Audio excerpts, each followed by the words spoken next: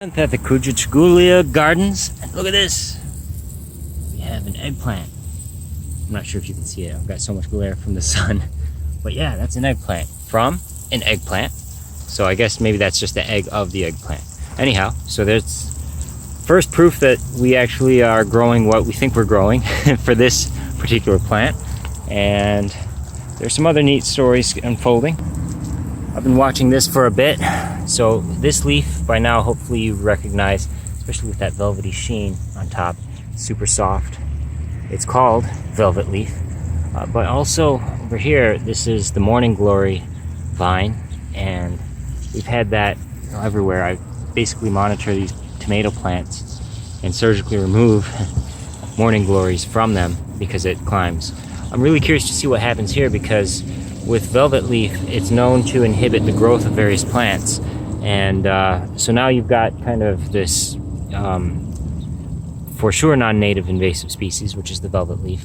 And then you also have the morning glories, which may or may not be native, but they're familiar.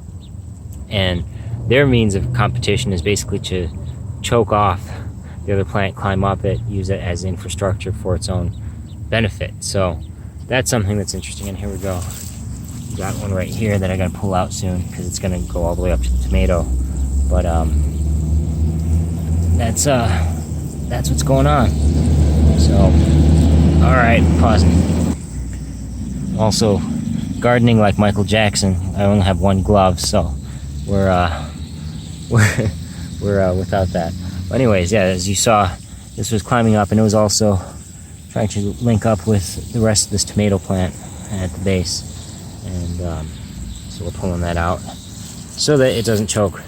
But I've been really thinking a lot about relationships in plants, especially with seeing how the crabgrass seems to almost prohibit some of the growth of these vines. I've only seen it once that the morning glory had really gotten in and wrapped up or tangled up with this kind of crabgrass, whatever this is. I'm sure the Michigan State University Turfgrass Institute would know. There's an entire library for different kinds of grass, basically, at Michigan State University.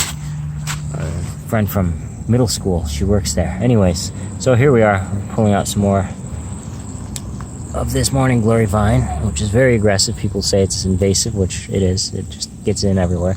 Don't know if it's non-native or not. Possibly. But it's just everywhere. So anyways, that's what it is. We'll resume later. And revisiting yesterday, all of these brassicas. There's kale, and there are collards all in this bed. Just thinking about how remarkable and simple it is to mound up your soil. So you can see these piles here. And they seem to be doing okay, which is a good sign. Whereas in the other bed, bed number 2, I think, bed number 1, this is the first one we planted stuff in. Julian planted these ones. Basically, this is triage mode. We needed a place to put them. Didn't have enough space, so we just dug up stuff and put in some kale. This is dinosaur kale. There's red Russian kale. And back there is a collard green in the far rear corner.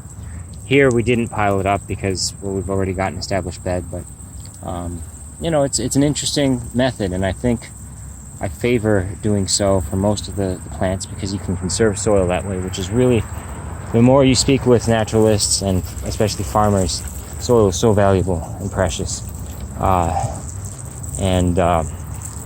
So being able to make that common practice, I think that's useful.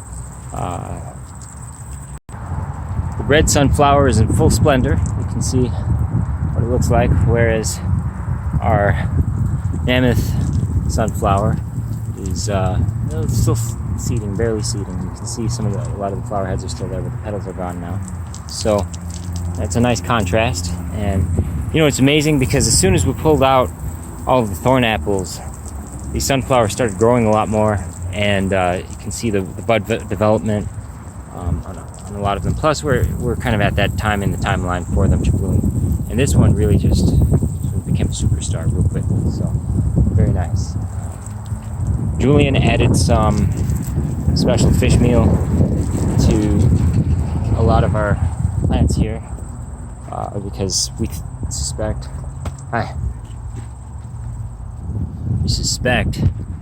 the thorn apple had depleted the nitrogen from a lot of our plants. So you can see, like on this side, that yellowing of the stalk, but also the yellow on the squash. So that's more learning on my part, because I'm new to this aspect of plant life, botany and all of that, and agriculture.